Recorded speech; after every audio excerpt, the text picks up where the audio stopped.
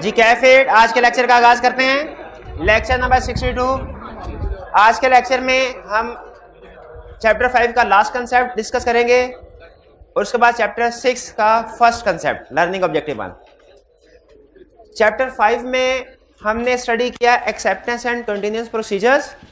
Chapter 5 का theme basically ये था कि किसी भी क्लाइंट को एक्सेप्ट करने से पहले हमें किन चीज़ों का ध्यान रखना चाहिए। ठीक है, इनमें ISAs कोई गाइडेंस हमें प्रोवाइड करते हैं और कुछ guidance code of ethics provide करते हैं। कोड ऑफ एथिक्स वाली गाइडेंस ज़्यादा अहम है और वो है भी निस्बतन ज़्यादा डिटेल में। इसमें हमने स्टडी किया और हमने ये देखा कि कोड ऑफ एथिक्स हमें बताता है कि अगर आप बगैर किसी ड्यू वेरिफिकेशन के किसी ऑडिट क्लाइंट को एक्सेप्ट कर लेते हैं तो इसमें दो तरह के थ्रेट अराइज हो सकते हैं। एक थ्रेट टू कॉम्पिटेंस, दूसरा threat to integrity. Threat to competence का मतलब यह है कि हो सकता है हमारे पास sufficient resources, sufficient knowledge, time ना हो कि हम उस क्लाइंट का ऑडिट कर सके, उस पर एविडेंस ऑब्टेन कर सके। और थ्रेट टू इंटेग्रिटी का मतलब यह है कि हो सकता है जिस क्लाइंट को हमने एक्सेप्ट किया है बगैर चेकिंग किए कर लें तो उसमें इंटेग्रिटी ना हो, वो इलीगल इमोरल एक्टिविटीज में इन्वॉल्व हो। फिर हमने स्टडी किया कि किन फैक्टर्स को सामने रख के इन थ्रेट्स को वैल्यूएट करेंगे कि ये जो थ्रेट है, वैल्यूएशन का मतलब ये होता है कि ये थ्रेट कितना सिग्निफिकेंट है, हाईली सिग्निफिकेंट है कि लो सिग्निफिकेंट है कि मॉडरेट। फैक्टर्स हमेशा ये चीज बता रहे होते हैं।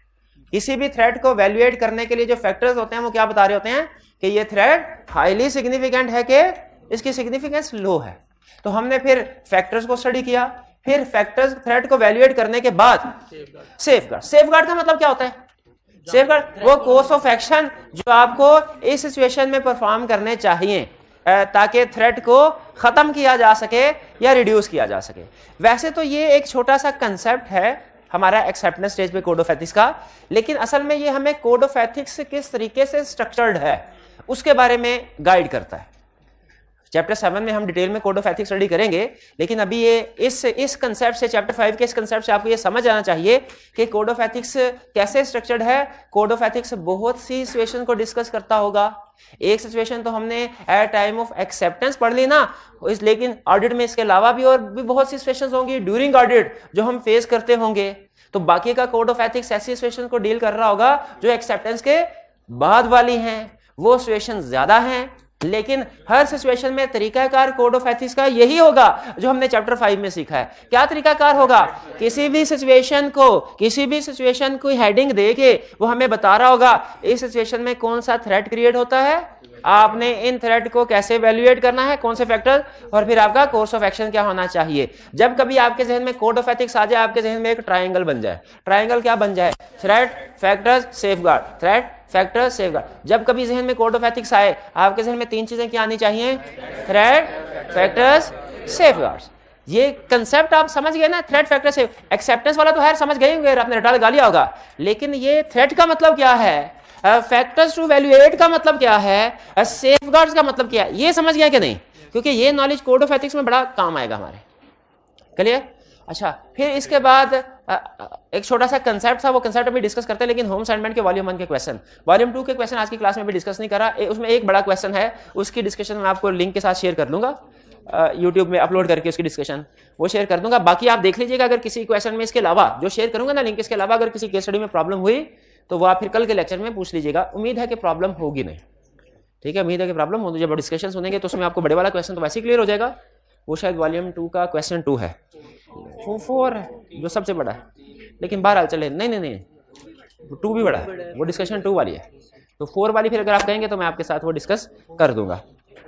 अच्छा, लेकिन वॉल्यूम 1 के क्वेश्चन हम साथ साथ आपको पता कर रहे होते हैं।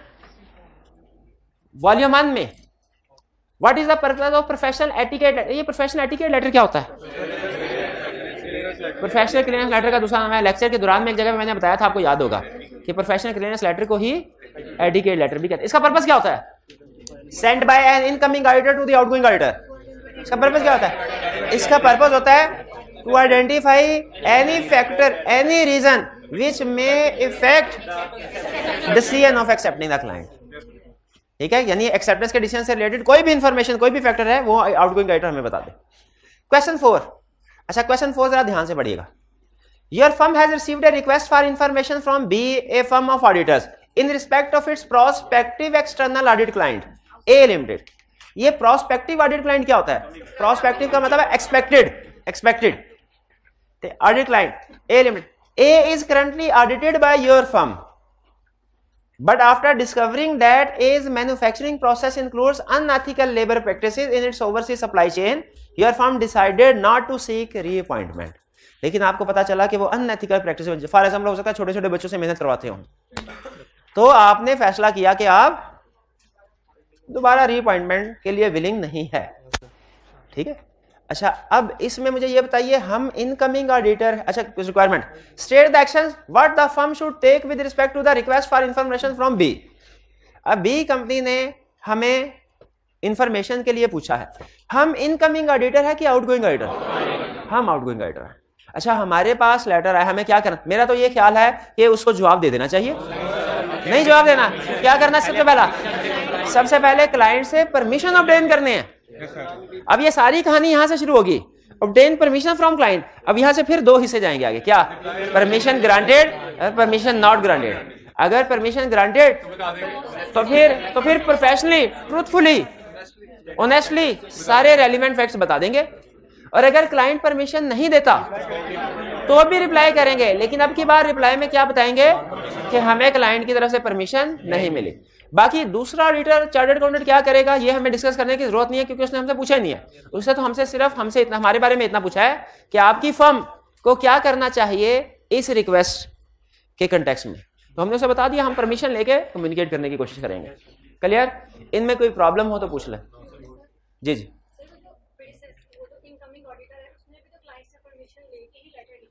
हाँ जी बिल्कुल बिल्कुल जी बिल्कुल ऐसे ही। अच्छा इनका क्वेश्चन ये है कि जब इनकमिंग ऑडिटर ने inquiry letter, clearance letter send करने से पहले क्लाइंट से परमिशन ले ली होगी, तो फिर आउटगोइंग ऑडिटर के लिए क्यों जरूरी है कि वो जवाब देने से पहले वो भी परमिशन दे? इसलिए कि देखिए पहली चीज ये कोड ऑफ एथिक्स दोनों पे अप्लाई होता है, कोड ऑफ एथिक्स दोनों पे अप्लाई होता है, इसलिए दोनों को अलग-अलग अपनी कंप्लायंस को इंश्योर करने के लिए कॉन्फिडेंशियलिटी इंफॉर्मेशन एक्वायर करने या डिस्क्लोज करने के लिए परमिशन की जरूरत है। ये ध्यान में रखिएगा, परमिशन की जरूरत है दोनों को, इसीलिए दोनों इंफॉर्मेशन ऑब्टेन करते हैं, क्योंकि उनकी अलग कंप्लायंस है, उसके ऊपर अलग कोड ऑफ एथिक्स है और उसके ऊपर अलग कोड ऑफ एथिक्स अप्लाई होता है। ठीक है, और समटाइम ऐसा भी होता है कि क्लाइंट क्या करता है, इधर से इनकमिंग ऑडिटर के साथ अच्छे ताल्लुकात होते हैं ना, उसको कहता है सर हम हाजिर, आप जो मर्जी इंफॉर्मेशन कम्युनिकेट करें, मसला ही कोई नहीं है, आपका हक है। और दूसरी तरफ से आउटगोइंग ऑडिटर के साथ ताल्लुकात खराब होते हैं, कहते हैं खबरदार अगर कोई भी इंफॉर्मेशन डिस्क्लोज की। तो दोनों याद रखे, फर्म्स ने अलग-अलग कोड ऑफ एथिक्स दोनों पे अप्लाई होता है, और दोनों ने अलग-अलग अपने जो कॉन्फिडेंशियलिटी की रिक्वायरमेंट्स है उनको इंश्योर करना है। इसलिए ये ध्यान में रखें, बल्कि एक आपको दो असूल बता रहा हूं, इस क्वेश्चन को सामने रखें। एक ये कॉन्फिडेंशियलिटी प्रिंसिपल जो होता है ना, ये ना सिर्फ ये कि एग्जिस्टिंग क्लाइंट पे अप्लाई होता है, बल्कि पास्ट वाले क्लाइंट पे भी अप्लाई होता है। वरना देखिए आउटगोइंग ऑडिटर तो चला गया, क्या उसको स्टिल कॉन्फिडेंशियलिटी रिक्वायरमेंट्स या कोड ऑफ एथिक्स की रिक्वायरमेंट्स को अप्लाई करने की बिल्कुल जरूरत है। ठीक है, तो इसलिए उसकी कंप्लायंस रखते हुए करेंगे। अच्छा दूसरा कंसेप्ट जो है वो कुछ हमारे सिलेबस में, कुछ हमारे सिलेबस में नहीं है, लेकिन आपके साथ शेयर कर रहा हूं। आपको पता है फाइनेंशियल स्टेटमेंट्स में कंपैरेटिव्स होते हैं, पिछले साल की फिगर्स, और इस साल का ऑडिटर फाइनेंशियल स्टेटमेंट्स पे ओपिनियन एक्सप्रेस करना है। क्या पिछले साल की कंपैरेटिव्स की फिगर इस साल के ऑडिटर, अगर ऑडिटर चेंज हो चुका है, उसको वेरीफाई करनी चाहिए? नहीं करनी चाहिए। हालांकि अगर आप देखें ना तो IAS 1 शायद ये कहता है कि ये फाइनेंशियल स्टेटमेंट का हिस्सा होते हैं, लेकिन चूंकि ये करंट ऑडिटर की रिस्पांसिबिलिटी नहीं है, इसलिए इस केस में ऑडिटर खास तौर पे अदर मैटर पैराग्राफ में ये बात लिखता है कि भाई पिछले साल की फिगर मैंने ऑडिट नहीं की, वो किसी और ने की है, और उसने ये ओपिनियन दिया था, क्योंकि पिछले साल के कंपैरेटिव्स को वेरीफाई करना इस साल की ऑडिटर की रिस्पांसिबिलिटी नहीं है। लेकिन ऑडिटिंग स्टैंडर्ड एक जगह पे कहते हैं, लेकिन ऑडिटर की जिम्मेदारी है कि वो पिछले साल का क्लोजिंग स्टॉक वेरीफाई करे। हाँ, इस वजह से नहीं कि वो पिछले साल की फिगर है, इस साल का ओपनिंग है, इस साल की। उन्होंने कहा कि ऑडिटर के ऊपर ना, करंट ऑडिटर के ऊपर पिछले साल की कोई भी फिगर वेरीफाई करना लाजिम नहीं है, लेकिन इस साल की हर फिगर वेरीफाई करना लाजिम है। तो अगर कोई फिगर पिछले साल का क्लोजिंग और इस साल का ओपनिंग है, तो वो इस साल के वेरीफाई करनी है, बिल्कुल करनी है। अच्छा अब यहाँ पे यही क्वेश्चन, आपको पता है जो पुरानी फर्म है उसके ऊपर भी ऑडिटिंग स्टैंडर्ड अप्लाई होते हैं, आउटगोइंग वाली, इनकमिंग के ऊपर भी ऑडिटिंग स्टैंडर्ड अप्लाई होते हैं। क्या इनकमिंग वाले ये एज्यूम कर सकती है कि ये तो क्लोजिंग, जो इस साल का ओपनिंग है ना, जिस साल की कॉस्ट ऑफ सेल्स बन रही है इस साल का, ये तो पिछले साल का क्लोजिंग था, उसने वेरीफाई कर लिया होगा, अब मुझे दोबारा वेरीफाई करने की क्या जरूरत है? नहीं कर सकती। क्यों नहीं कर सकती? ये क्यों नहीं सोच सकती, ये assumption क्यों नहीं ले सकती? क्योंकि ऑडिटिंग स्टैंडर्ड दोनों फर्म्स पे अलग-अलग अप्लाई होते हैं। इसलिए चाहे पिछले साल के ऑडिटर ने क्लोजिंग स्टॉक वेरीफाई कर भी लिया हो, इस साल के ऑडिटर ने उस ओपनिंग स्टॉक को वेरीफाई करना है। इस साल के ऑडिटर के पास भी ओपनिंग स्टॉक का सफिशिएंट एप्रोप्रिएट एविडेंस होना चाहिए, क्योंकि इस साल के ऑडिटर के ऊपर स्टैंडर्ड्स अलग से अप्लाई होते हैं, उससे भी कंप्लाई करना है। तो इसका आपके वाले क्वेश्चन कि वो दोनों पे अप्लाई होते हैं ना, दोनों ने क्लाइंट से परमिशन ली, हालांकि एक परमिशन ले चुका था। उसी तरह ऑडिटिंग स्टैंडर्ड का भी यही रूल है कि दोनों फर्म्स के ऊपर ऑडिटिंग स्टैंडर्ड अप्लाई। एक अगर एविडेंस ले भी चुका ना ऑडिटर पिछले साल में, तो दूसरे ऑडिटर की फाइनेंशियल स्टेटमेंट, इस साल की फाइनेंशियल स्टेटमेंट अगर उस मैटर की वजह से इफेक्ट हो रही है, तो नए ऑडिटर ने उसको भी चेक करना है, वेरीफाई करना है, लाजिम है। तो प्रैक्टिकली इस तरह आप ये सोच लें कि हो सकता है कि इन्वेंट्री 2 दफा ऑडिट हो रही हो, तो बिल्कुल 2 दफा ऑडिट हो रही होगी। एक दफा पिछले साल के ऑडिट के हिस्से के तौर पे, एक दफा ये साल के ऑडिट के हिस्से के तौर पे। क्लियर हो गया जी? नहीं, हम साल के एंड पे आएंगे, लेकिन हम ओपनिंग स्टॉक तो हमने फाइनेंशियल स्टेटमेंट सारी वेरीफाई करनी है, उसमें जनवरी के महीने के ट्रांजैक्शन का वेरीफाई करना है, तो उसमें ओपनिंग स्टॉक को भी तो वेरीफाई करना है। एक एक करके हैं, एक एक करके। हाँ, इस तरह तो बैलेंस शीट की तकरीबन सारी ही फिगर्स हमारी इस साल की फाइनेंशियल स्टेटमेंट को अफेक्ट कर रही होंगी। थ्योरेटिकली यस कर रही, तो आपने वेरीफाई करना, वेरीफाई करना, सबको करना है ना मसला। लेकिन ये दिखने में जितना बड़ा मसला लग रहा है, प्रैक्टिस में उतना बड़ा मसला नहीं है। इसलिए कि हमारा एक स्टैंडर्ड है, उसने इसका इलाज बताया हुआ है। इसका 2-3 इलाज बताए हैं। सबसे आसान इलाज मैं बता देता हूं, क्योंकि हमारे सिलेबस में नहीं है, ज्यादा इसका डिस्कशन नहीं लेके जाना चाह रहा। सबसे बेहतरीन इलाज ये है, जब प्रीडिसेसर ऑडिटर को प्रोफेशनल क्लियरेंस लेटर सेंड करो ना, उसके साथ उसको फिर एक रिक्वेस्ट भी कर दो, क्या सर आप अपने वर्किंग के पेपर्स की एक कॉपी हमें भिजवा दें। अगर उसने वर्किंग पेपर्स की कॉपी भिजवा दी, तो आपकी बैठे बैठे यशी एविडेंस सारा मिल गया। हमें सिर्फ चेक करना है, हाँ भाई पिछले साल स्टॉक काउंट हुआ था, स्टॉक काउंट हुआ था, कोई मसला तो नहीं, कोई मसला नहीं, चलो बस एविडेंस मिल गया, सिंपल। लेकिन हमारे पास एविडेंस होना चाहिए। अब देखिए, मैंने आपको पहले बताया था, स्टैंडर्ड प्रोसीजर के ऊपर जोर नहीं देता, प्रोसीजर ओरिएंटेड नहीं है, वो एविडेंस ओरिएंटेड है। अब प्रोसीजर किसी और ने परफॉर्म किया, लेकिन एविडेंस हमारे पास आ गया, तो स्टैंडर्ड को कोई इतराज है नहीं है, वो कहता है एविडेंस आना चाहिए। अगर प्रोसीजर आपने परफॉर्म नहीं किया, एविडेंस आ गया आपके पास, ओके है। लेकिन अगर आपने 50% परफॉर्म किया, एविडेंस नहीं आया, नॉट ओके। क्लियर जी? जी लास्ट ईयर जो ऑडिटर आया था, सिर्फ उसी से पूछी थी या उससे पहले नहीं, सिर्फ लास्ट ईयर ऑडिटर, बस प्रीडिसेसर ऑडिटर में हमने सिर्फ पिछले ऑडिटर तक रहना है, उससे पीछे नहीं जाना, उससे पीछे नहीं जाना जी। हाँ, अगर ऑडिटर सेम होगा तो फिर ये काम करने की जरूरत ही नहीं है। क्यों जरूरत नहीं है? तो सारा एविडेंस उसी के पास होगा, वो खुद ही। तो ये इशू ओपनिंग बैलेंसेस को वेरीफाई करने का इशू, इसे हम कहते हैं ओपनिंग बैलेंसेस की वेरिफिकेशन। तो ओपनिंग बैलेंसेस को वेरीफाई करने का इशू सिर्फ इनिशियल ऑडिट में आता है। इसीलिए आपको कहा हुआ ना, इनिशियल ऑडिट थोड़ा सा मुश्किल होता है, इन मसलों, तो इन छोटे मोटे मसलों की वजह से मुश्किल होता है, ओपनिंग बैलेंस वेरीफाई करना मुश्किल होते हैं। ठीक है, तो अगर आपसे कोई पूछे कि इस साल के जो ओपनिंग बैलेंसेस इस साल की इनकम स्टेटमेंट को या बैलेंस शीट को अफेक्ट कर रहे हैं, वो तो पिछले साल के क्लोजिंग थे, पिछले साल वेरीफाई हो गए, तो हमें तो कोई काम करने की जरूरत नहीं है ना। अगर हाँ, हमें एविडेंस ऑब्टेन करने की जरूरत है, हमारे पास भी ओपनिंग बैलेंसेस का सफिशिएंट एप्रोप्रिएट ऑडिट एविडेंस होना चाहिए जी। आपने बात था कि ऑडिटर पिछले स्टेटमेंट पे अनमोडिफाइड ओपिनियन देता है, लेकिन आईएएस के मुताबिक तो वो पिछले साल की गलतियों को ठीक करता है, तो ओपिनियन चेंज नहीं होती। नहीं, दोबारा पूछें। ऑडिटर, मैंने क्या कहा था कि ऑडिटर जो प्रीवियस ईयर की फाइनेंशियल स्टेटमेंट्स होती हैं, उन पे किसी और ने ऑडिटर ने किया तो ऑडिट तो अनमोडिफाइड ओपिनियन देगा। नहीं, ये तो मैंने नहीं कहा। मैंने ये ऐसी, ये भाई इनका कहना ये है कि मैंने ये कहा है कि ऑडिटर पिछले साल की फाइनेंशियल स्टेटमेंट्स पे जो किसी और ने ऑडिट किया कंपैरेटिव, उस पे अनमोडिफाइड ओपिनियन देता है। नहीं, मैंने ये कहा है कि उस पे कोई भी ओपिनियन नहीं देता, वो इसकी जिम्मेदारी में शामिल नहीं है। वो अदर मैटर में बता देता है कि पिछले साल की फिगर्स किसी और ने कंपैरेटिव किसी और ने ऑडिट की हैं और उसने ये ओपिनियन दिया है, और हम पिछले साल की फिगर्स को चेक नहीं करते। ना, वो हमारी जिम्मेदारी में नहीं है जी। एक मिनट, क्लियर हो गया मेरे भाई? हाँ, पिछले साल की अब ये देखे, ये अलग कंसेप्ट, ये भी अगेन ये कैफ से निकल के C5 का क्वेश्चन है कि अगर पिछले साल की फाइनेंशियल स्टेटमेंट्स में कोई गलतियां आ जाएं तो क्या हम उसे ठीक करेंगे कि नहीं करेंगे। अब ये C5 का, लेकिन मैं हल्का सा सिर्फ आपको बेस बनाने के लिए जवाब दे रहा हूं स्टैंडर्ड कहता है पहली कोशिश ये करो कि पिछले साल के ऑडिटर को ही ये बात बता दो और वो खुद से अपनी फाइनेंशियल स्टेटमेंट्स को रिवाइज करे, ठीक करे और ऑडिट रिपोर्ट इशू करे मैनेजमेंट के साथ मिलकर। पहला बेहतर ट्रीटमेंट ये है। लेकिन अगर किसी भी वजह से, 2-3 रीजन वो डिस्कस करता है, किसी भी वजह से ये मुमकिन ना हो तो फिर आप खुद इस साल की कॉरिस्पॉन्डिंग फिगर्स को रीस्टेट कर दे। अच्छा, इसमें एक फर्क ध्यान में रखिएगा। स्टैंडर्ड कहता है, कंसेप्ट गौर से समझना मैंने क्या कहा। मैंने कहा अगर किसी वजह से प्रीडिसेसर, पिछले साल में गलती मिली और predecessor auditor previous financial statement को री इशू नहीं करवा पाता मैनेजमेंट के साथ मिलके, तो फिर हमने क्या करना है। इसमें 2 ऑप्शंस दे रहा हूं, एक सही है एक गलत है। पहली ऑप्शन, हमने इस साल की फाइनेंशियल स्टेटमेंट्स में कॉरिस्पॉन्डिंग फिगर्स को रीस्टेट करना है।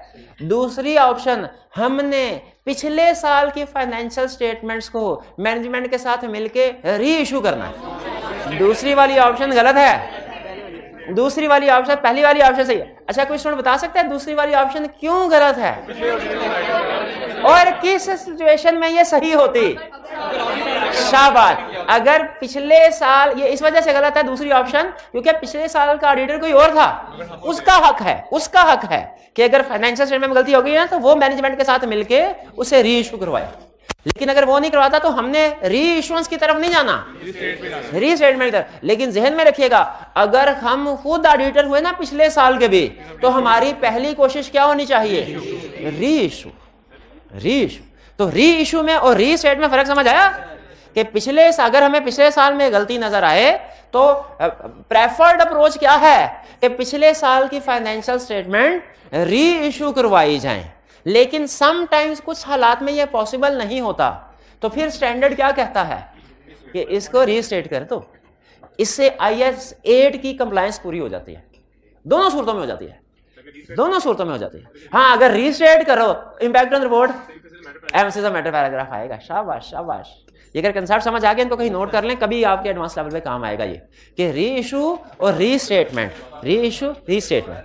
क्लियर हो गया मेरे भाई? अब IAS 8 के साथ आपने लिंक करवाया, आंसर हो गया। और कोई क्वेश्चन? चलिए अब हम चलते हैं अपने कंसेप्ट के। अच्छा जी सर, यहाँ पे लिखा हुआ है कि ना incoming auditor should not accept the engagement, तो 2 केसेस में नहीं करना, लोगों से कुछ परमिशन नहीं मिली है।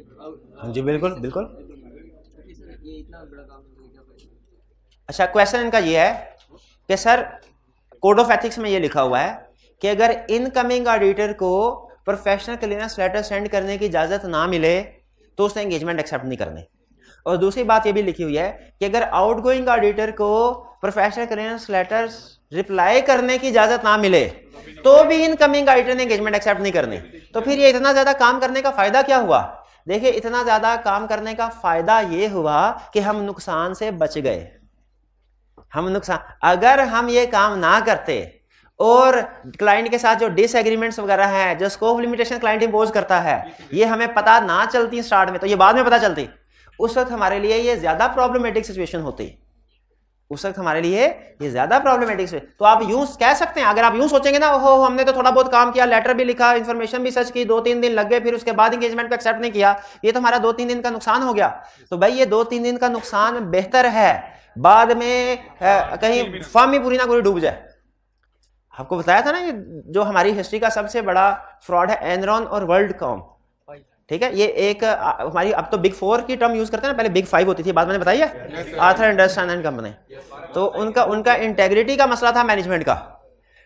फ्रॉड मैनेजमेंट कर रहे थे, ऑडिटर को रिश्वत के तौर पे पता है क्या कह रहे थे? सर, अगर आपने क्वालिफाइड ओपिनियन दिया ना, शेयर होल्डर्स को बताया कि हमारी कैपिटलाइजेशन पॉलिसी गलत है, हम एक्सपेंसेस को कैपिटलाइज कर रहे हैं ताकि हमारा प्रॉफिट ऊपर रहे और बैलेंस शीट भी जरा हैवी एसेट्स के साथ शो हो, गलत क्या? अगर आपने शेयर होल्डर्स को बताया तो हम डायरेक्टर्स हैं, हमारे कुछ शेयर होल्डर के साथ अच्छे टर्म्स हैं, हम उनको क्या कि आपको रिमूव करवा देंगे।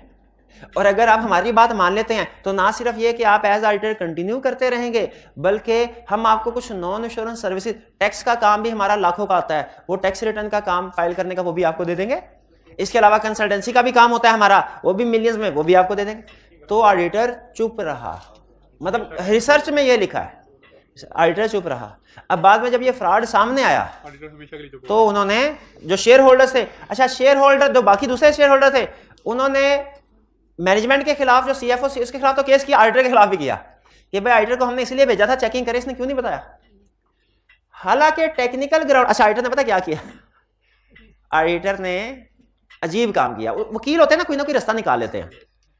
ऑडिटर ने वकील से पूछा भाई हमने प्रोसीजर परफॉर्म किया है, इनके ऊपर कैपिटलाइजेशन पॉलिसी क्लाइंट की लिखी जो गलत है स्टैंडर्ड्स के मुताबिक, हमारे वर्किंग पेपर में लिखा हुआ है कि ये क्लाइंट ने जो करोड़ों के एक्सपेंडिचर्स हैं, रेवेन्यू एक्सपेंडिचर उन्हें कैपिटलाइज किया हुआ है, तो हम तो जैसे ही क्वालिटी कंट्रोल रिव्यू का हम तो पकड़े जाएंगे, अब कोई तरीका निकालो। उसने लॉयर ने किताबें पढ़ी अपनी, स्टैंडर्ड भी पढ़े, और उसने कहा उस वक्त एक हमारा स्टैंडर्ड है ऑडिट डॉक्यूमेंटेशन का, उस वक्त नहीं होता था, उस इतनी रिक्वायरमेंट्स नहीं होती थी। उसने कहा आपके स्टैंडर्ड मैंने पढ़े, उसमें यह लिखा हुआ है कि आपने जो भी काम करना है उसको डॉक्यूमेंट करना है। मैंने कहा बिल्कुल लिखा हुआ है इसलिए तो करते हैं। उसने कहा लेकिन ये नहीं लिखा हुआ कि कितने अरसे तक डॉक्यूमेंट्स को संभाल के रखना है, रिटेंशन पीरियड नहीं लिखा हुआ। आप ऐसा कीजिए सारे डॉक्यूमेंट जला दे, और जब जज पूछे आप उसे कहिएगा सर आग लग गई थी, आग लग गई थी। अब उसने इसी तरह किया, सारे के सारे डॉक्यूमेंट्स जला डिस्ट्रॉय कर दिए उस क्लाइंट से रिलेटेड। अच्छा अब देखें, अब ये लोगों का शक तो बढ़ गया, लेकिन उनके पास सबूत नहीं था कि कैपिटलाइजेशन पॉलिसी का। इनफॉर्मली देखे ना, देखे कोर्ट्स में कोर्ट की सोच में डिसीजन करती है, जनरल पब्लिक कुछ और है। जनरल पब्लिक में हर बंदे का परसेप्शन ये था कि इन्होंने गड़बड़ किया, साथ है तभी तो डिस्ट्रॉय किया सबको। ऐसे थोड़ी होता है कि सारे डॉक्यूमेंट्स रातों रात डिस्ट्रॉय हो जाए। लेकिन कोर्ट में चूंकि सबूत नहीं था, कोर्ट ने उनको बरी कर दिया। इस केस में ऑडिटर बरी हो गए थे। लेकिन एक चीज हमेशा याद रखिएगा, जो सर्विस ऑर्गेनाइजेशंस होती हैं ना, और खासतौर पर जो हम चार्टर्ड अकाउंटेंट्स हैं, ये सर्विस ऑर्गेनाइजेशन कोई चीज नहीं बेच रही होती, ये सिर्फ एक चीज के ऊपर बिजनेस कर रही होती है, रेपुटेशन के ऊपर। और रेपुटेशन, रिस्पेक्ट और इज्जत एक दफा चली जाए ना, आपने सुना होगा, वो फिर वापस नहीं आती। तो उस आथर बिग 5 में से फर्म थी बिग 5, और लीगल केस भी क्लीन चिट मिल गई थी उनको, लेकिन मार्केट में रेपुटेशन इतनी इफेक्ट हुई उनकी कि कोई भी कंपनी उनसे अपना ऑडिट कराने के लिए तैयार नहीं थी। मतलब, और जो कंपनी करवाती, अच्छा इंटरेस्टिंग बात सुने, जो कंपनी उनको अपना ऑडिटर अपॉइंट करते थे ना इस स्कैंडल के बाद, उसकी शेयर प्राइस आधी हो जाती थी अगले दिन उस कंपनी की। क्यों भला? शेयर होल्डर ये परसीव करते थे कि लगता है ये जो ऑडिटर ना आर्थर एंडरसन वाले, ये 2 नंबर काम में माहिर है, तो ये कंपनी ने लगता है इसलिए इनको अपना ऑडिटर अपॉइंट किया है कि इसने 2 नंबर काम किए होंगे, और ये इनसे अपनी मर्जी का अनमोडिफाइड ओपिनियन खरीदना चाहती होगी, ओपिनियन शॉपिंग करना चाहती होगी, इसीलिए। तो जो कंपनी उनको अपना ऑडिटर अपॉइंट करती थी, वो उसके शेयर होल्डर कहते थे बेचो, इसे कोई गड़बड़ है। कंपनी ने ऐसे नहीं इस 2 नंबर वाली फर्म को अपॉइंट किया, कोई गड़बड़ा, शेयर बेच दो, प्राइस डाउन हो जाती थी। आहिस्ता आहिस्ता 1-1.5 साल के अंदर वो फर्म तकरीबन खत्म हो गई। तो इसीलिए याद रखिए, ये अहमियत है हमारी एक्सेप्टेंस एंड कंटिन्यूअस प्रोसीजर की। अगर गलत क्लाइंट को एक्सेप्ट कर लिया आपने, और फिर एक्सेप्ट करने के बाद उसके प्रेशर में भी आ गए, तो लेसन हमें यह मिलता है इससे कि चाहे 100 साल पुरानी फर्म क्यों ना हो, चाहे दुनिया की टॉप 5 फर्म में से क्यों ना हो, 2 गलत ऑडिट किए, सिर्फ उसने 2 गलत, 100 साल पुरानी फर्म थी बिग 5, 2 गलत, एनरॉन और वर्ल्डकॉम, उसका नामो निशान मिट गया। तो इसीलिए बजाय ये कि हम बाद में रिस्क को कम करने के लिए प्रोसीजर बढ़ाते फिरे, क्या ये बेहतर नहीं है एक्सेप्टेंस स्टेज पे ही डिसाइड कर ले कि जो बहुत हाई रिस्क की क्लाइंट है, जो बहुत इंटेग्रिटी डाउटफुल है, उसको एक्सेप्ट ही नहीं करते। हालांकि एक्सेप्ट करना चाहें कर सकते हैं, लेकिन बाद में आपको प्रोसीजर बहुत बढ़ाने पड़ते हैं, और फिर क्वालिटी कंट्रोल रिव्यू का भी खतरा होता है। जाहिर है लोगों को भी तो पता होता है कि गड़बड़ चल रही होगी। तो इसीलिए बेहतर क्या होता है, फर्स्ट स्टेज पे ही ऐसा क्लाइंट हो जिसमें इंटेग्रिटी का मसला हो, हम क्या करें, छुट्टी कर। हालांकि इसमें कोई 2-4 दिन लगे होंगे, तो फिर हमें फायदा क्या हुआ होगा छुट्टी करवाने का? फायदा ये हुआ बाद में हमेशा के लिए चुप होने से बच गए। ठीक है, चलिए और क्या। प्रीडिसेसर ऑडिटर से डिफरेंट किस्म की इंफॉर्मेशन मांग सकते हैं। ये डिफरेंट किस्म से क्या मुराद है?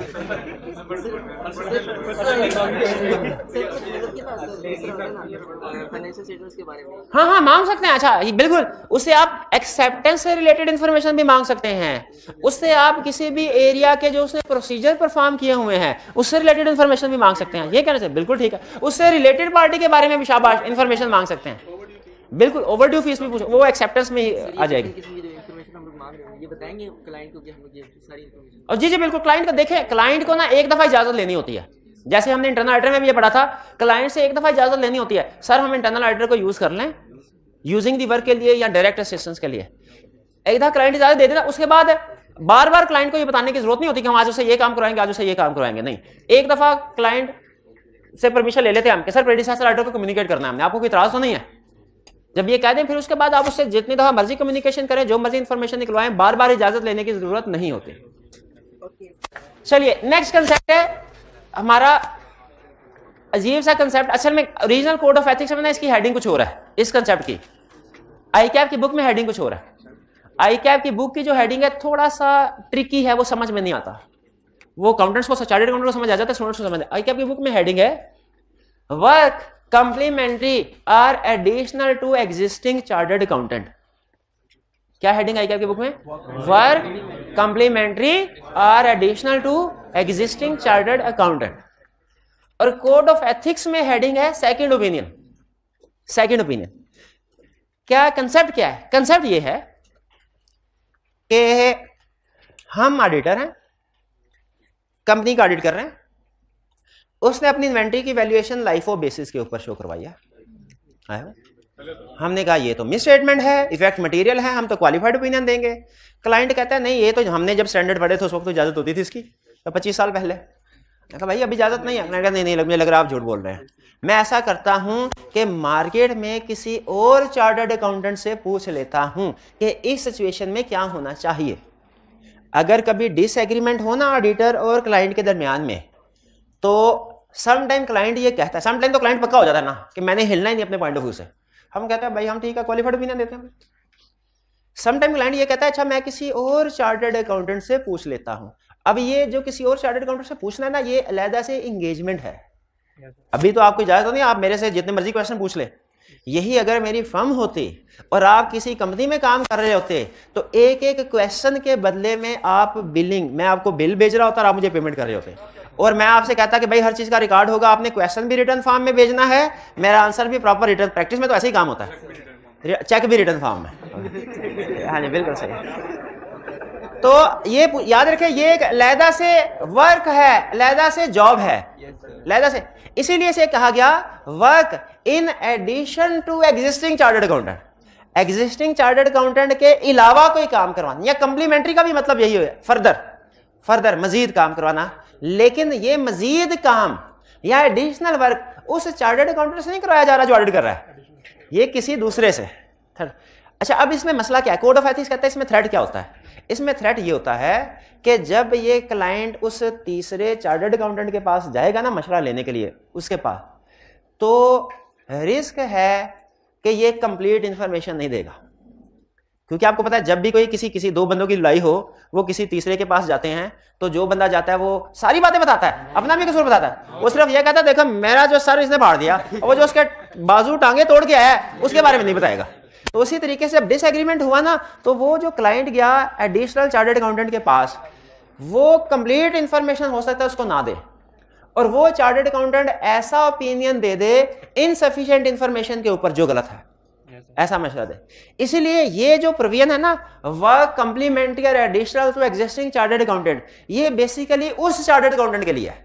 ये हमें सामने रख के नहीं बनाई प्रोविजन, ये उस चार्टर्ड अकाउंटेंट को सामने रख के बनाई है कि उसके पास जब क्लाइंट आए और उससे कहे कि मेरा और मेरे ऑडिटर का इस बात पे डिसएग्रीमेंट है, आप बताइए, आप भी पढ़े लिखे हैं, आपने भी स्टैंडर्ड पढ़े हैं, क्या किताबों में वाकई ऐसा लिखा हुआ है कि इस सिचुएशन में ये होगा? तो उस ऑडिटर को चाहिए पहले सिचुएशन को पूरा समझ ले, सिचुएशन है क्या, ठीक है। तो इसीलिए स्टैंडर्ड ये कहता है ये है वर्क कंप्लीमेंट्री और additional to existing chartered accountant. ये बात समझ आ गई? जिसे in short code of ethics ने क्या कहा? Second opinion. कि कोई डिसएग्रीमेंट है, क्लाइंट सेकंड ओपिनियन देने के लिए या किसी के पास। थर्ड क्या होगा इसमें? प्रोफेशनल कॉम्पिटेंस एडवोकेट, कि हो सकता है वो additional chartered accountant competent advice ना दे सके, प्रोफेशनल एडवाइस ना दे सके। क्यों ना दे सके? क्योंकि उसके पास पूरी इंफॉर्मेशन नहीं है। फिर उसे क्या करना चाहिए? Proposed accountant notify existing accountant. समझ आई क्या कह रहा है? प्रपोज्ड कौन है? जिसके पास क्लाइंट गया है। एग्जिस्टिंग कौन है? हम। उस वाले क्लाइंट को चाहिए, जैसे जज के पास जब कोई अपना सर कटा हुआ नहीं टूटा फूटा सर लेके जाए, तो जज को चाहिए कि दूसरी पार्टी को भी बुला के रहा पूछ ले उसका क्या टूटा। तो इसलिए प्रपोज्ड अकाउंटेंट नोटिफाई करेगा एग्जिस्टिंग अकाउंटेंट को, हमें हमसे पूछेगा बताओ ये क्लाइंट आया तुम्हारा, हमें उसने ये कहा है, बताओ तुम्हारा क्या कहना है। अगर कोई कमी बेशी है तो existing accountant provide relevant information, हम उसे कहेंगे नहीं ये 2 बातें इसने छुपा ली हैं, ये 2 बातें भी हैं। और फिर जो प्रपोज्ड अकाउंटेंट है उसको चाहिए कि उन फैक्ट्स की बेस पे जो भी ओपिनियन दे रहा है ना वो, उसकी एक कॉपी एग्जिस्टिंग अकाउंटेंट को भी भिजवा दे, ताकि हमें पता चल जाए कि क्या उसका ओपिनियन भी वही है जो हमारा है, और फर्क है तो किस वजह से। क्लियर हो गया? ये सेकंड ओपिनियन की बात सामने आ गई। ठीक है, ये नॉर्मली किस वक्त होती है? जब डिस्प्यूट अराइज हो क्लाइंट और एग्जिस्टिंग अकाउंटेंट के दरमियान। तो क्लाइंट किसी दूसरे बंदे से सलाह मशवरा लेने के लिए जब जाता है, उसे कहते हैं work complementary or additional to existing chartered accountant. ये कहानी समझ आ गई? अब अगर एग्जाम में कभी सेकंड ओपिनियन का वर्ड यूज करे किसी केस में, या work complementary addition to existing chartered accountant का वर्ड यूज करे, आपके समझ में ये सिचुएशन समझ आ जाएगी। डिसएग्रीमेंट है और क्लाइंट दूसरे के पास, बस डन हो गया जी। चलिए ये चैप्टर 5 हो गया हमारा क्लोज। अच्छा मुझे ये बताइए, प्रीलिमिनरी एंगेजमेंट एक्टिविटीज का हमने कंसेप्ट पढ़ा था। प्रीलिमिनरी एंगेजमेंट एक्टिविटीज में हमने क्या स्टडी किया था कि कौन कौन सी एक्टिविटीज होती हैं? एक्सेप्टेंस प्रोसीजर होते हैं, प्री कंडीशंस और एग्रीमेंट साइन करना। शाबाश शाबाश। अच्छा, प्री कंडीशंस में हम क्या देखते हैं कि क्या हम इंडिपेंडेंट हैं, लीगल एथिकल रिक्वायरमेंट्स वगैरह कंप्लाई कर रहे हैं। भाई एक्सेप्टेंस स्टेज पे ये देखना बनता है कि नहीं बनता कि हम लीगल और एथिकल रिक्वायरमेंट्स कंप्लाई कर रहे हैं कि नहीं, हमें चेक करना चाहिए। बिल्कुल। अच्छा, अब इसमें इसका मतलब है हम लोगों के ऊपर, हम चार्टर्ड अकाउंटेंट्स के ऊपर लीगल रिक्वायरमेंट्स भी अप्लाई होती हैं, एथिकल रिक्वायरमेंट्स पे हमें दोनों पढ़नी चाहिए। कौन सी आईके आपने हमारे सिलेबस में इंक्लूड की होगी? दोनों। अच्छा, लीगल रिक्वायरमेंट्स कहाँ लिखी हुई हैं? ओरिजिनल किधर लिखी है? कंपनीज एक्ट में। कंपनीज एक्ट में, कंपनीज एक्ट में एग्जाम में क्वेश्चन पूछेगा तो ये नहीं कहेगा बताओ ये सिचुएशन है, ये सर आसिफ के चैप्टर 6 के मुताबिक आंसर करो, ये नहीं कहेगा। क्या कहेगा? लर्निंग ऑब्जेक्टिव 2 के मुताबिक, ऐसे नहीं कहेगा। वो कहेगा ये सिचुएशन है, इसे कंपनीज एक्ट के मुताबिक आंसर करो, ये सिचुएशन है, इसे कोड ऑफ एथिक्स के मुताबिक आंसर करो। वो तो हमने पढ़ा, तो हमें पता है ना कि कंपनीज एक्ट की रिक्वायरमेंट्स चैप्टर 6 में है, कोड ऑफ एथिक्स की चैप्टर 7 में। लेकिन असल में आपको पता होना चाहिए लीगल रिक्वायरमेंट्स ओरिजिनली कहाँ लिखी हुई हैं? कंपनीज एक्ट में। और ethical requirements code of ethics. हमने दोनों पढ़ी क्योंकि दोनों हमारे सिलेबस में। पहले कौन सी पढ़नी चाहिए? कंपनी लीगल, क्योंकि लीगल बहरहाल, हालांकि दोनों लाजमी हैं। लीगल रिक्वायरमेंट्स पूरी ना करें, हो सकता है आपको जेल जाना पड़े 2 साल 3 साल के लिए। लेकिन एथिकल रिक्वायरमेंट्स पूरी ना करें तो आप चार्टर्ड अकाउंटेंट नहीं रहते। लीगल रिक्वायरमेंट्स की कंप्लायंस इंश्योर करता है एससीसीबी, एथिकल रिक्वायरमेंट्स की कंप्लायंस इंश्योर करता है आईकैप। तो आप खुद फैसला कर लें 2 साल के लिए जेल जाना के चार्टर्ड अकाउंटेंट ही नहीं रहना। देखा?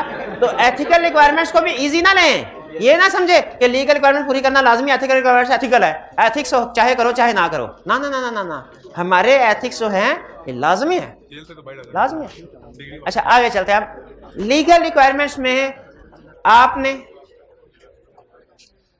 अच्छा इधर लीगल रिक्वायरमेंट्स है, उधर एथिकल रिक्वायरमेंट्स हैं, दोनों को कंप्लाई करना है।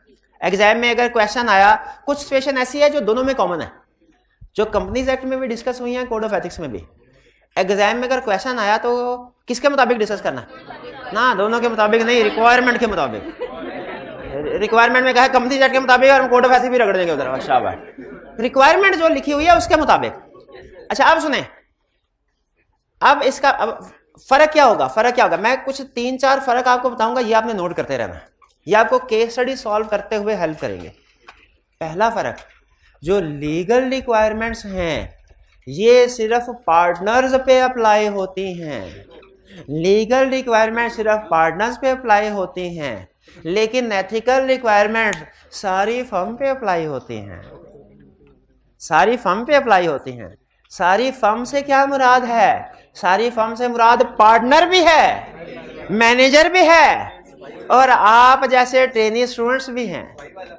इसका मतलब है, हालांकि अच्छा कोड ऑफ एथिक्स की अजीब बात है, जब आप ओरिजिनल कोड ऑफ एथिक्स कभी पढ़ेंगे ना, उसके ऊपर लिखा होगा code of ethics for chartered accountants, और उसके अंदर पता क्या लिखा होगा? ये स्टूडेंट पे भी अप्लाई होता है, ये है स्टूडेंट पे भी अप्लाई। ये थोड़ी है हम ऑडिट करने के लिए जाएं, मुझे कॉन्फिडेंशियल इंफॉर्मेशन मिले, मैं तो साइलेंट रहूं और ट्रेनी स्टूडेंट मस्जिदों में ऐलान करता रहे। ये ऐसे तो भाई उसको भी तो साइलेंट रहना चाहिए। इसका मतलब है कॉन्फिडेंशियलिटी प्रिंसिपल सिर्फ पार्टनर पे नहीं, सब पे अप्लाई, यानी कोड ऑफ एथिक्स भी सब पे अप्लाई, सारी टीम के ऊपर, लेकिन लीगल रिक्वायरमेंट सिर्फ अप्लाई। ये एक फर्क है मेरे। बाकी मैं आहिस्ता आहिस्ता केस स्टडी जैसे जैसे आती जाएंगे आपके साथ शेयर करता रहूंगा।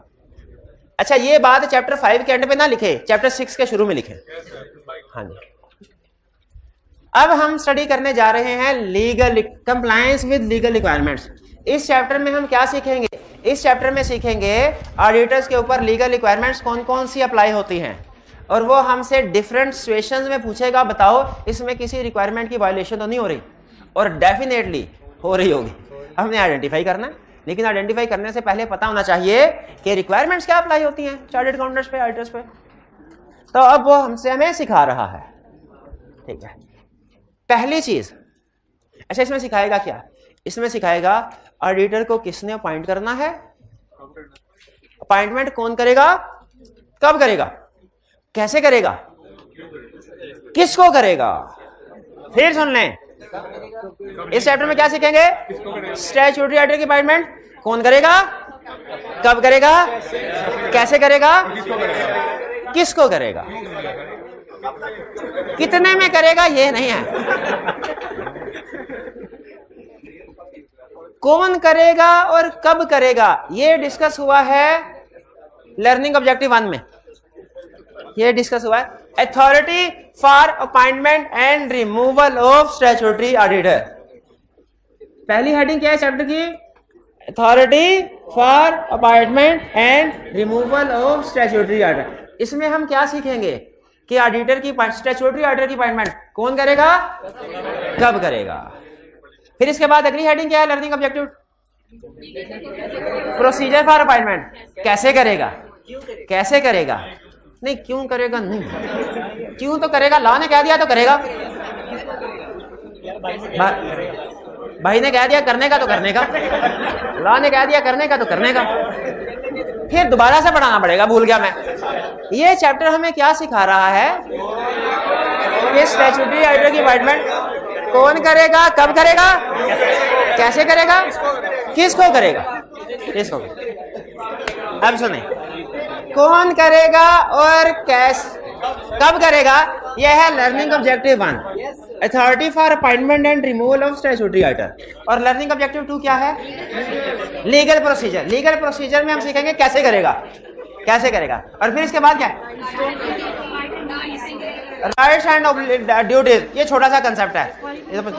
हाँ, क्वालिफिकेशन एंड डिसक्वालिफिकेशन किसको करेगा और किसको नहीं करना चाहिए। जो क्वालिफाइड है उसकी अपॉइंटमेंट होनी चाहिए, और जो डिसक्वालिफाइड है उसकी अपॉइंटमेंट नहीं होनी चाहिए। और सुन ले, एग्जाम में सबसे ज्यादा क्वेश्चन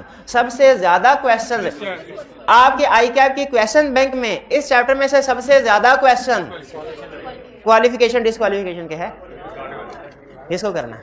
लेकिन रीसेंट ट्रेंड पिछले अगर 3-4 अटेम्प्ट्स के क्वेश्चन उठा के देखे तो रीसेंट ट्रेंड जो है वो इसके ऊपर है, यानी कौन करेगा, कब करेगा और कैसे करेगा, कैसे करेगा। यानी रीसेंट फोकस उसका लर्निंग ऑब्जेक्टिव 1 और 2 पे है, लेकिन पास्ट में और ICAP के क्वेश्चन बैंक में जो ज्यादातर क्वेश्चन है लर्निंग ऑब्जेक्टिव 4, लेकिन आपको पता है वो पूछ किसी में भी सकता है, किसी में भी सकता है।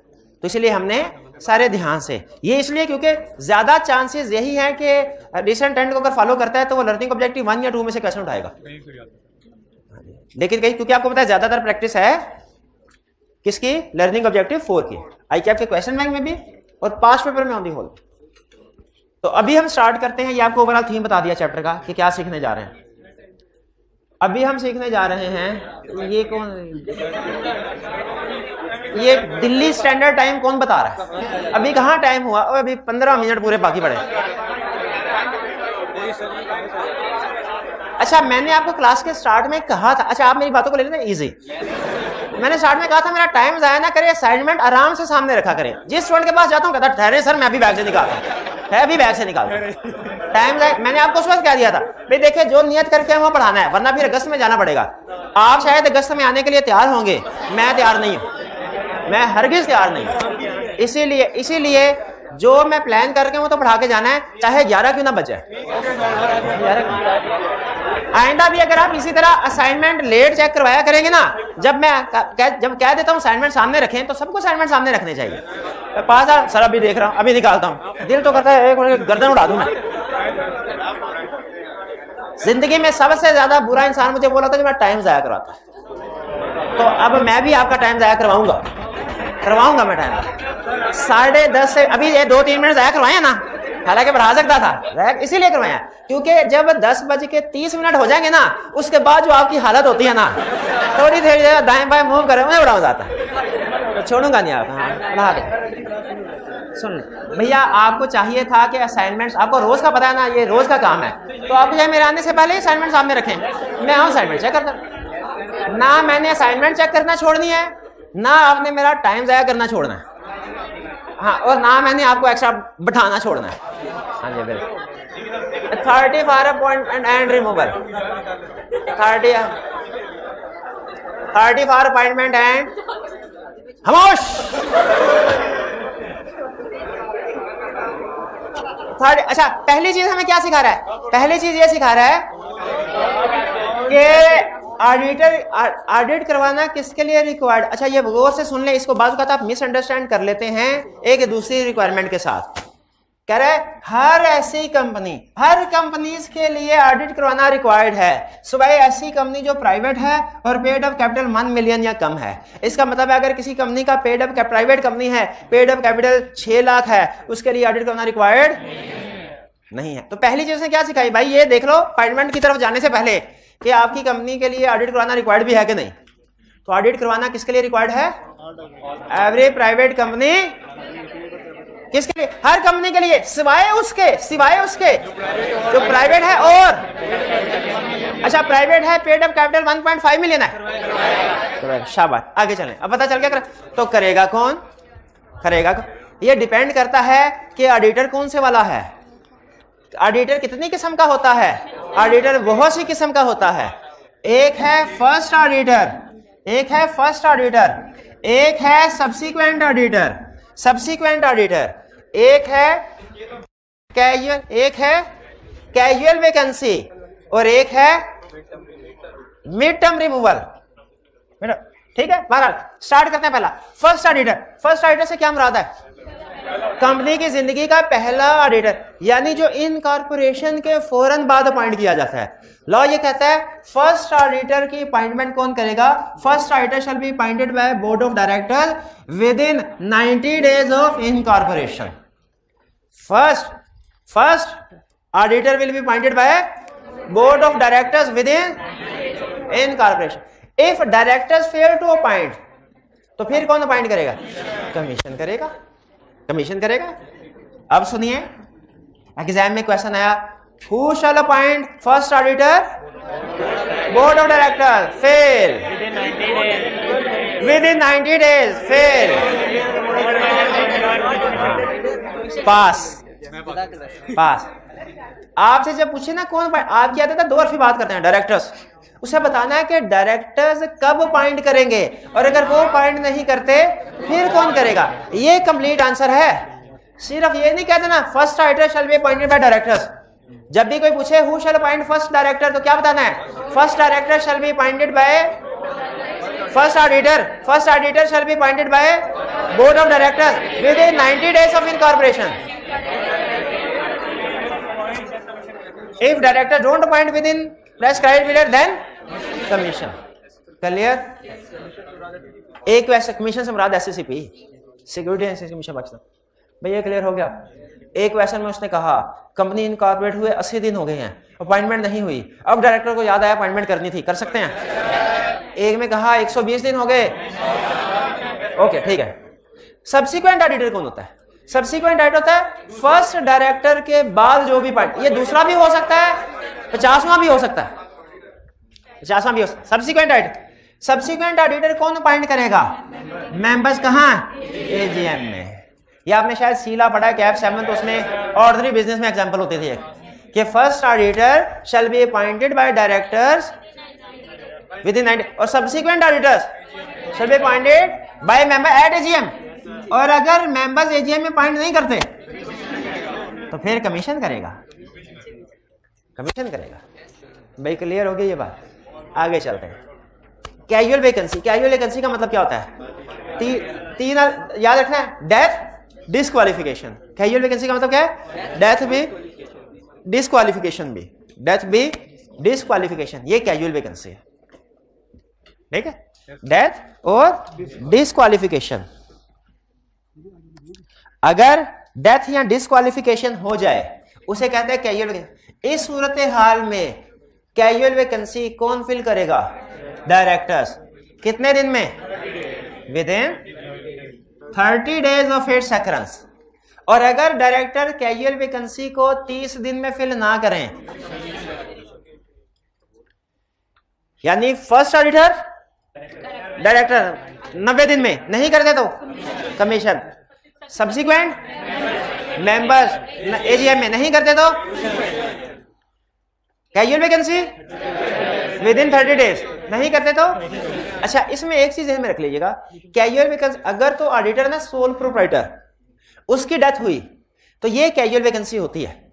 लेकिन अगर पार्टनरशिप हो ना, पार्टनरशिप जिसमें 15 पार्टनर्स हैं, उसमें से एंगेजमेंट पार्टनर की डेथ हो जाए, वो कैजुअल वैकेंसी नहीं होती, क्योंकि पार्टनरशिप के केस में कोई भी इंडिविजुअल पर्सन अपॉइंट नहीं होता, बल्कि फर्म अपॉइंट होती है। तो अगर आपने पार्टनरशिप के साथ कोई एग्रीमेंट किया है और कोई एक पार्टनर की डेथ हो गई है, वो एग्रीमेंट स्टिल वैलिड रहता है, क्योंकि बाकी के पार्टनर्स तो हैं, वो फिर सर्वाइविंग पार्टनर्स उसको पूरा करते हैं। तो सोल प्रोप्राइटरशिप में, हाँ जैसे पार्टनरशिप, हाँ, तो पार्टनरशिप के केस में याद रखिए, अगर एक पार्टनर की डेथ हुई है तो वो कैजुअल वैकेंसी नहीं है। अगर सोल प्रोप्राइटरशिप है, उसमें उसकी डेथ हुई है, तो वो कैजुअल वैकेंसी है। आगे चलते हैं, सारी विड्रॉल की रिमूवल करते हैं डिस्कशन अभी। In case of mid term removal, mid term removal का मतलब क्या होता है? एक होता है, दो टर्म्स होती हैं लॉ में यूज होती हैं, मैं बोलूंगा शायद आप समझ जाएंगे फर्क क्या है। एक है रिटायरमेंट ऑफ ऑडिटर, एक है removal of auditor. Retirement of auditor का मतलब क्या है? एजीएम में उसका टाइम पूरा हो गया, उसकी जगह पे किसी और को अपॉइंट कर लिया। रिमूवल का मतलब क्या है? कि उसका टेन्योर पूरा होने से पहले उसको रिमूव कर दिया। साजिश नहीं, लेकिन साजिश नहीं, मुदाहिलत में नहीं, ये अंदरूनी फैसला होता है। क्या कहते हैं इसको? हाँ जी, ये किसी एक डायरेक्टर्स बैठेंगे कमरे में, नहीं डायरेक्टर नहीं, मेंबर्स, और फिर फैसला करेंगे स्पेशल रेजोल्यूशन से। स्पेशल रेजोल्यूशन से क्या एक ऑडिटर अपॉइंट हो गया, वो टेन्योर पूरा होने से पहले रिमूव हो सकता है? यस, हो सकता है, स्पेशल रेजोल्यूशन से। लेकिन इस सूरत में अजीब बात सुने, मेंबर्स के पास ये तो पावर है कि किसी ऑडिटर को वो रिमूव कर सकते हैं टेन्योर पूरा होने से पहले स्पेशल रेजोल्यूशन के जरिए से, लेकिन उसकी जगह पे दूसरा ऑडिटर अपॉइंट करने की पावर इनके पास नहीं है। ठीक है, ये इसके लिए बोर्ड ऑफ डायरेक्टर्स अपॉइंट करेंगे with prior approval of commission. आप विद प्रायर अप्रूवल आप बता सकते हैं कि इस अपॉइंटमेंट के केस में कमीशन की प्रायर अप्रूवल क्यों जरूरी है भला? ताकि कमीशन देख ले रिमूवल जस्टिफाइड, और इसकी जगह पे जो दूसरा ऑडिटर है वो इंडिपेंडेंट है। क्योंकि ये जो शेयर होल्डर्स को पावर दी गई है ना कि आप स्पेशल रेजोल्यूशन के जरिए से एग्जिस्टिंग ऑडिटर को रिमूव कर सकते हैं, पहले इनके पास ये पावर भी होती थी कि नया अपॉइंट भी कर सकते हैं।